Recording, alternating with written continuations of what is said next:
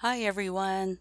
Today we are going to paint one of the dangles that I just posted the video of me drawing.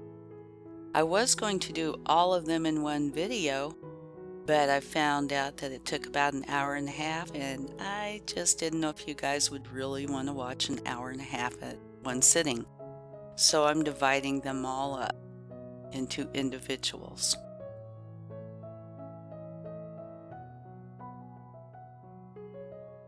And this first one is a vining rosebud.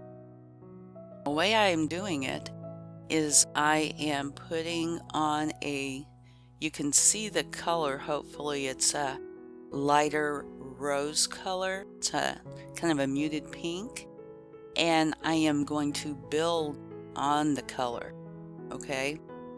Which might be not quite as traditional of a way of doing watercolor, but it really works. The more I build it up, the more depth it seems to have. So it is more of a controlled way of using watercolor. It is quite effective and I do like it. So after going over the background with the light pink, I am taking a rose color. Can't think of the name of the color off the top of my head, but it is a deeper color, and going along the marker lines with it. And now I am taking a brush and just have water loaded on it and kind of blending that deeper rose color in so it spreads out and has a little more of a three-dimensional effect when it's done.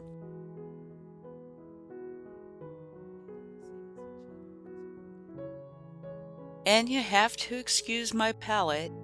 I did just go through a move, and it was a pretty fast move, so I don't know where anything is. I'm living out of boxes. But I did find a styrofoam to-go container. So that is now my palette until I find mine. But it works great. So one of those little tidbits here, if you can't find your palette, go in search of a styrofoam plate.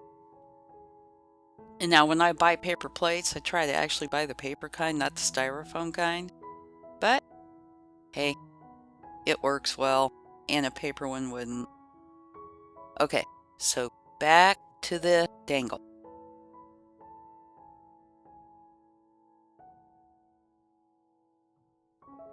If you'll notice, I just keep building on it and building on it, adding more outline and then going over it with water to build up three-dimensional qualities to it. And on the buds, I'm doing the very same process. Background with the light pink, and then going over it with the deeper rose color, and then just loading water into my brush and blending.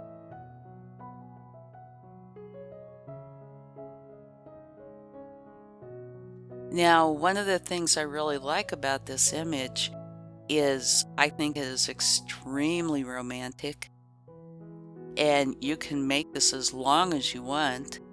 You know, just do that little wave line all the way down and put the rosebuds opposite and down a little until you reach the end, and then sway the last rosebud not quite as far as you did the previous ones.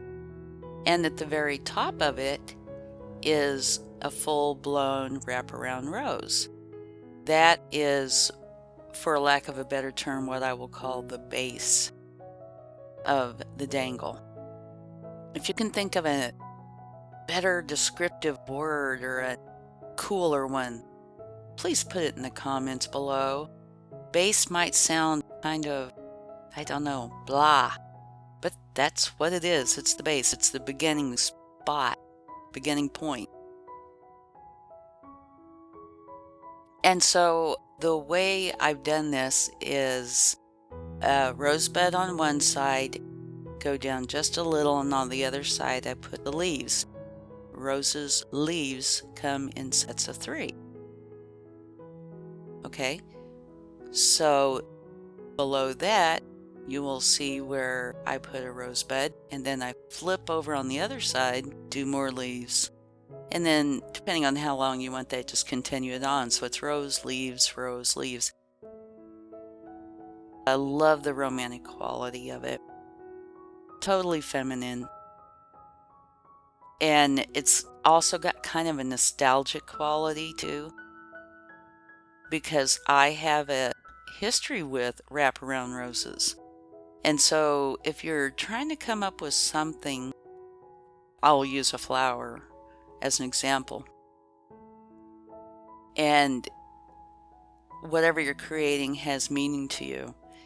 It might be a good idea to draw on your memories, or if you're lucky enough to have some of your older relatives around that you can talk to, you might ask them, especially on the feminine side, what flowers they love, and it might be a really neat idea to make one that incorporates that. And in my case, one of the big ones was wraparound roses. And I don't think you can get any more romantic than a rose. So, anyway.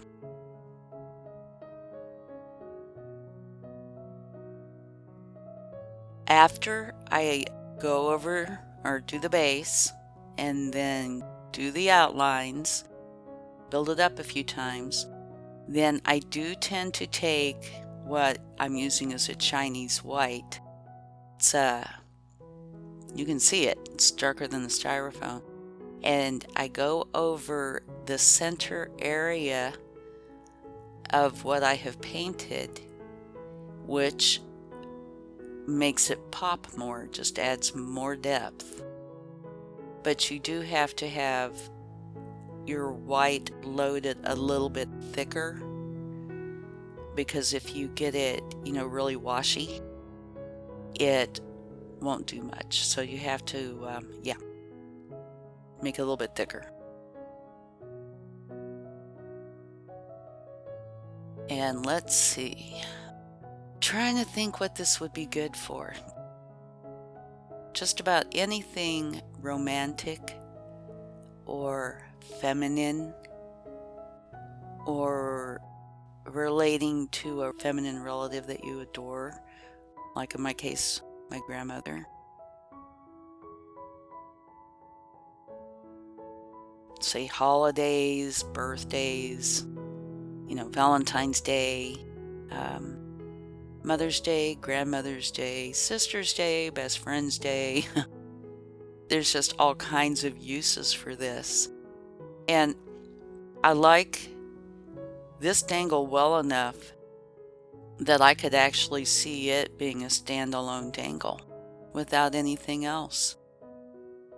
Maybe in a little picture frame.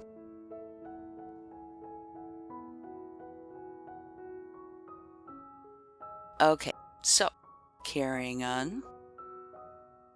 Now I am going over the vine with an olive green. I didn't think it was quite olive enough for me. Didn't have quite enough yellow in the color. So I added a little bit of yellow to my green to make it more olive, which when you're working with colors, very easy to do. You just grab a little bit of the color that you want to mix and blend it in, and you're good to go.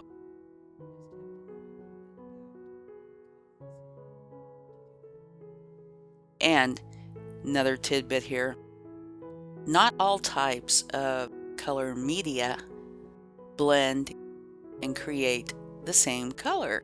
Okay, so you have to experiment around a little bit. Like say yellow and purple make a really mucky brown in watercolor.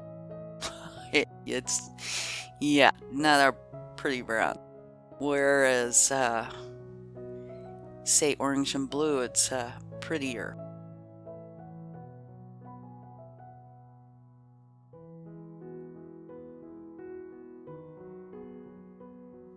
Now, if you like this video, I would really appreciate it if you'd give it a thumbs up and subscribe to my channel if you would like. I'd love it. And hit the bell notification to be notified when I post more videos. And I will be posting quite a few because I have 5 more of these, as you can see on my page there. All I have to do is go through them and add some dialogue and a thumbnail, and I will put them up.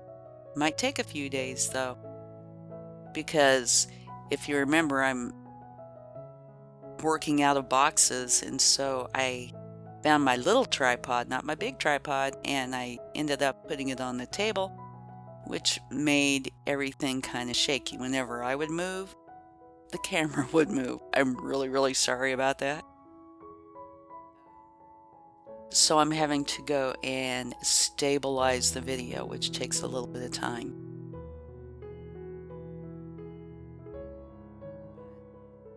But other than that, yeah, please like and share, and these images, if all goes as planned, will go into the first Dangles book that will be coming out hopefully in the very near future. And as I mentioned in the video when I was drawing these, if there's any of these that you would like to see as practice page, a downloadable one, let me know, okay? Or also practice page in the book. Because these, the way I'm seeing this is these videos, I'm wanting to work kind of like as a companion to the book. So you can go back and forth and reference these when you're working on, you know, either the same image or similar. If you want to, you don't have to stop where I stopped drawing. You could add quite a few other things that would look really pretty. Like, if you can see it on the very last one, I have what looks like little beads, little dots coming out in a curve that are right around between the rose and the main dangle line. Something like that would look really pretty on this one.